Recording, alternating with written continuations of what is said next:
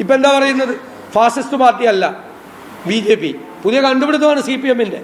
ഇന്ത്യയിലെ മുഴുവൻ BJP ഇതര കക്ഷികളും നരേന്ദ്രമോദി സർക്കാർ ഫാസിസ്റ്റ് സർക്കാരാണ്, BJP സർക്കാർ ഫാസിസ്റ്റ് സർക്കാരാണ് എന്ന ഉറച്ച നിലപാടെടുക്കുമ്പോൾ ഈ നരേന്ദ്രമോദി സർക്കാർ ഫാസിസ്റ്റ് സർക്കാരല്ല എന്ന നിലപാടെടുക്കുന്ന BJP ഇതര ഏക പാർട്ടി CPM ആണ്.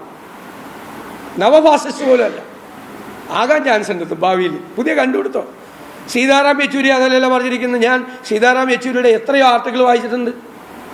സീതാറാം യെച്ചൂരി ഇത് ഫാസിസ്റ്റ് ഗവൺമെന്റ് ആണ് എന്ന അതിശക്തമായ നിലപാടാണ് യെച്ചൂരി എടുത്തിരുന്നത്.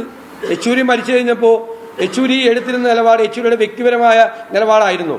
പാർട്ടി ജനറൽ സെക്രട്ടറി അല്ലായിരുന്നു. പാർട്ടി ജനറൽ സെക്രട്ടറി എടുക്കുന്നത് പാർട്ടിയുടെ നിലപാടല്ലേ.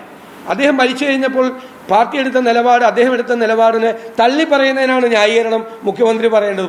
സീനിയർ പോളിറ്റ് ബ്യൂറോ മെമ്പർ അല്ലേ, സീനിയർ പോളിറ്റ് ബ്യൂറോ മെമ്പർ.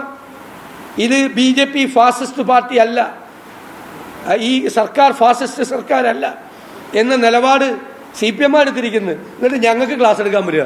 ഒന്ന് ആലോചിച്ച് നോക്കിയേ.